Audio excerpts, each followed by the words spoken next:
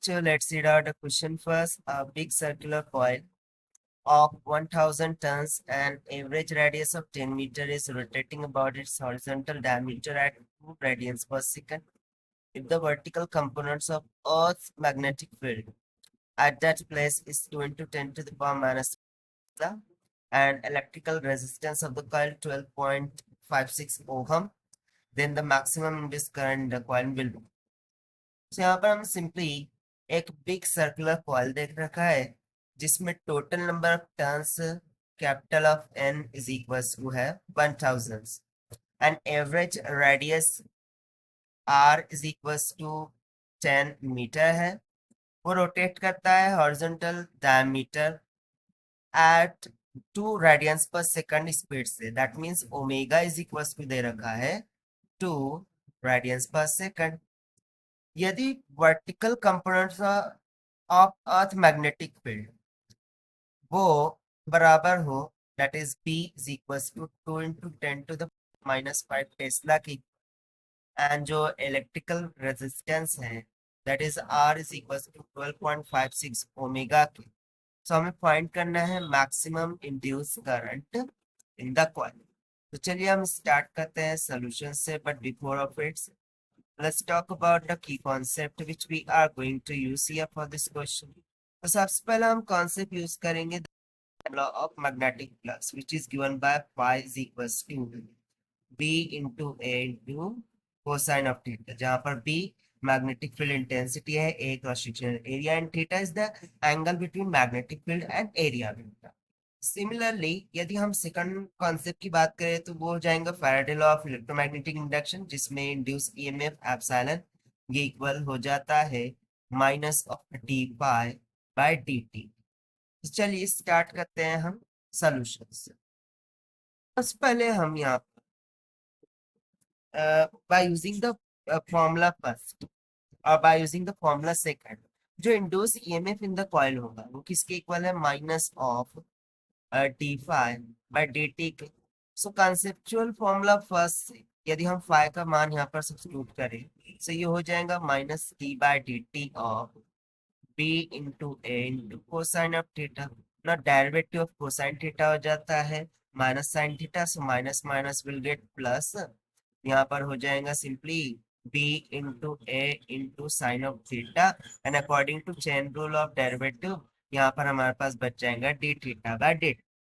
Now you remember that जो angular velocity होती है ओमेगा, उसका फॉर्मूला होता है D theta by D T. से यहाँ पर हम ओमेगा सब्स्टिट्यूट कर सकते हैं। सिंपली जो इंड्यूस ईएमएफ है वो हमें कितना निकल के आ जाएगा b into A into sine of theta into omega की।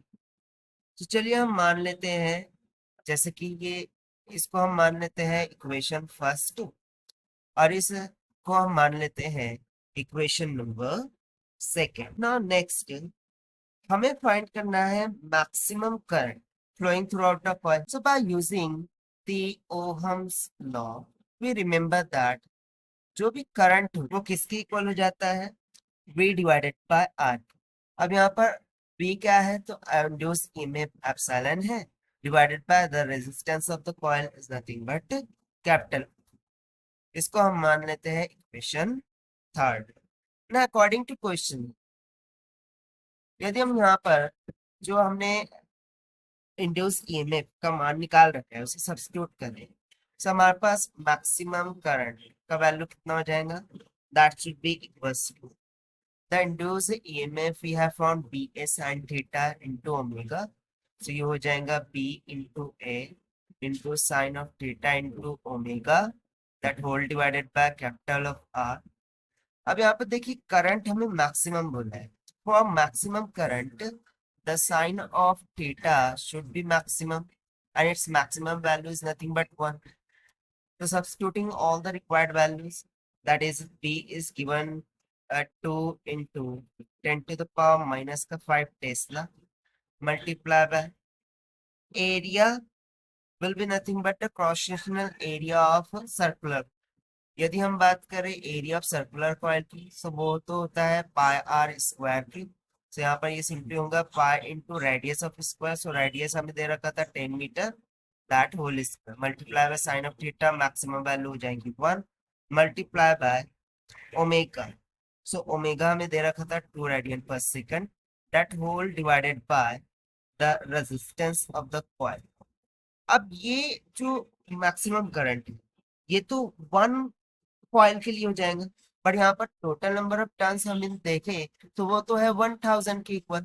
सो हम सिंपली यहाँ पर क्या करेंगे कैपिटल एन से मल्टीप्लाई कर देंगे और टोटल नंबर ऑफ टर्न्स तो सिंपली हम यहाँ पर टोटल नंबर ऑफ टर्न्स 1000 भी सब्स्टिट्यूट कर दो। तो चलिए अब हम इसको सिंप्लीफाई एंड सॉल्व करते हैं। तो यहाँ से जो maximum current flowing through out the coil है वो कितना निकल के आ जाएगा near about 1 ampere and therefore this is going to be the required answer to our question.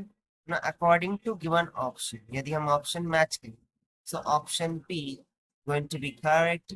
So this is the required solution. I hope you understood it well. Best of luck. Thank you.